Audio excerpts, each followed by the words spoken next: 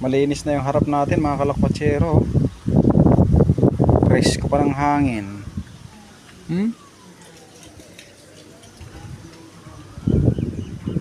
Gumagapang na yung alugbati natin, oh. Kumapit na sa bakod mga kalakwatsero. Presko. Sayang tong bakuran na to, no? Daming upuan, no?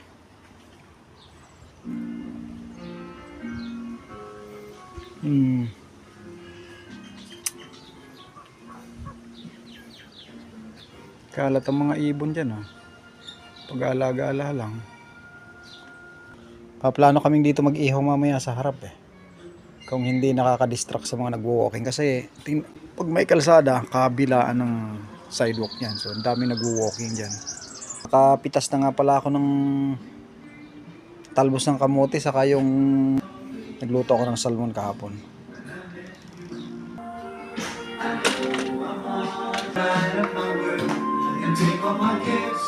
Alam gumagawa ng kakapaguran kaming dalawa rito.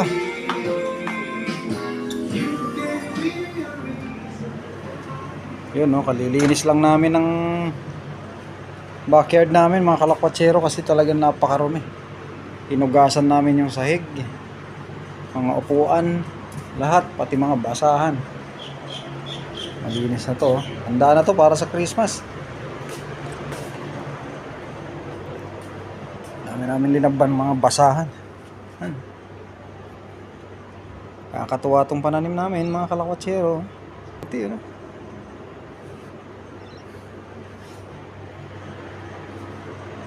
Yan ang pinagkaabalahan namin ngayon, tanghali, umaga hanggang tanghali, kakakain lang namin tanghalian. Naghahanap na naman kami ng pwedeng magawa para mapagod, busog eh. Mga kalakwatsero, siguro pagpapalit-palitin namin tong sopa. Lamb chop.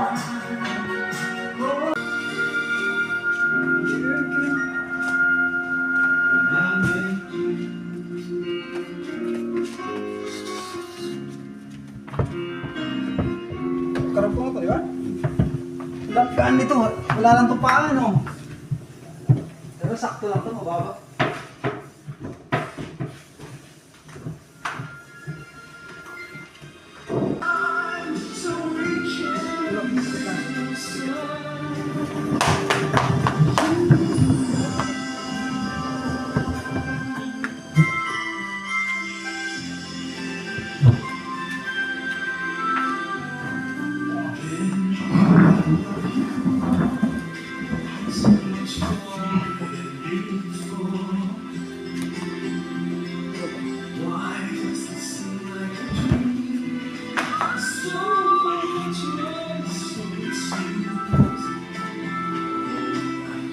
Hirap pala magpanday mga kalakwatsero.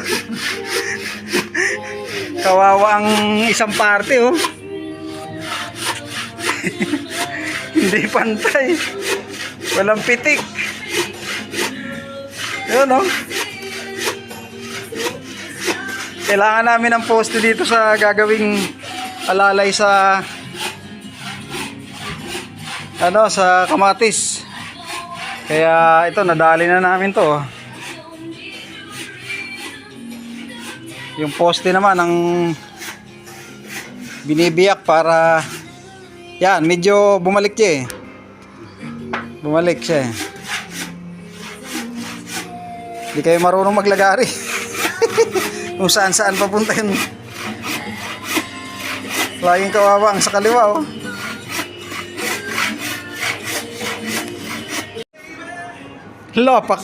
Napakalawak ng barbershop niya, ano. May sumingit mga kalakwatsero. Lawak ng gupitan, no? Sa gitna ng gulayan.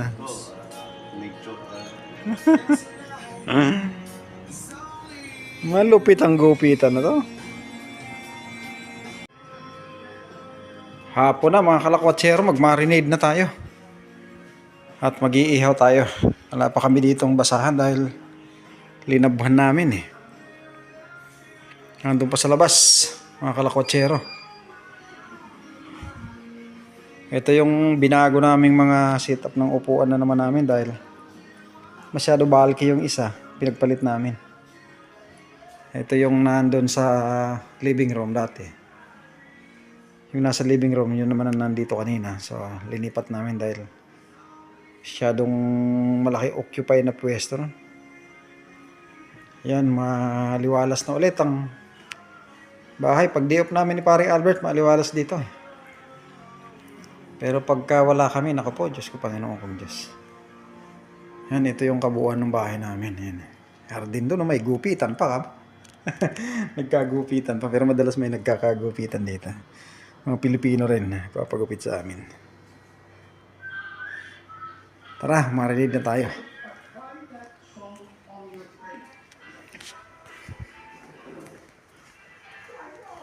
Dilim na, ano kaya sa labas pala?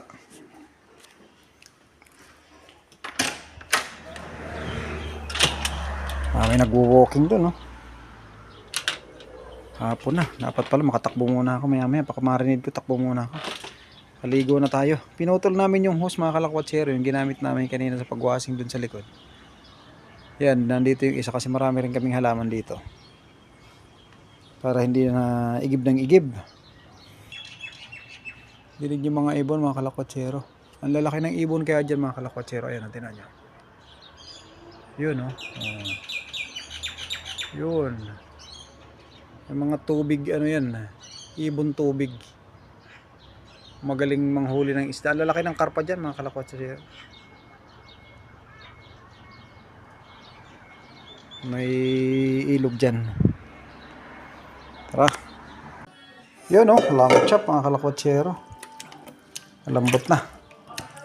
Lagyan na natin to ng lemon, bawang, paminta. Marinate natin para ihawin maya-maya.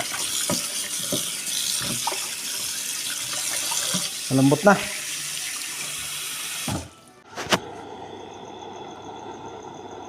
Gandang gabi, mga kalakwatsero. Madilim na. Magpadingas na tayo. At masarap ng mag-ihaw. Oh. Padilim na, oh. Si Paring Albert kanina pa tumatahol eh. Kumakanta eh. Nagbibideo ko doon sa loob, oh.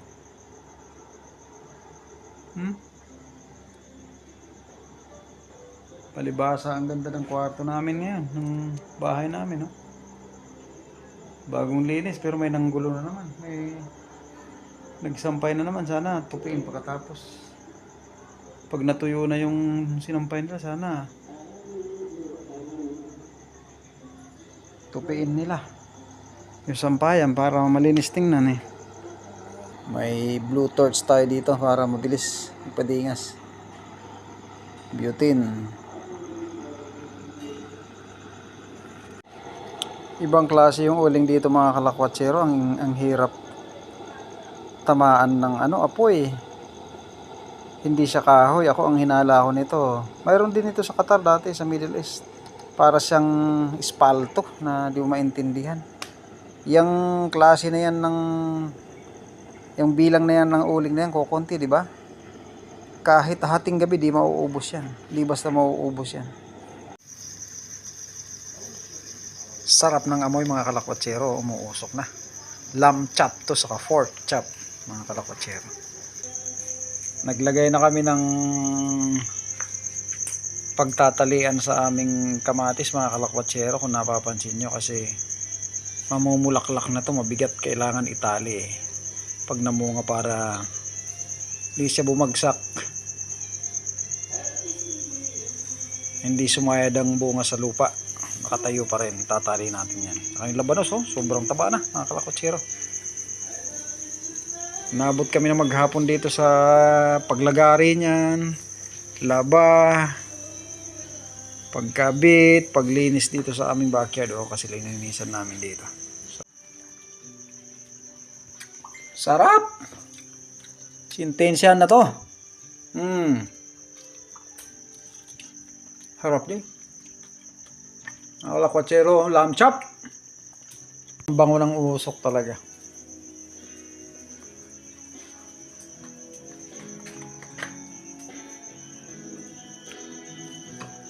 Lalo na itong lamb chop, medyo, may ano lang siya, may aftertaste lang siya, pero masarap talaga lamb chop mga kalakotsero.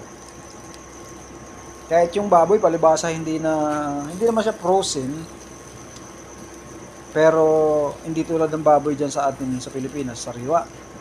Walang amoy, walang lasa. Dito may lasa ng konti eh.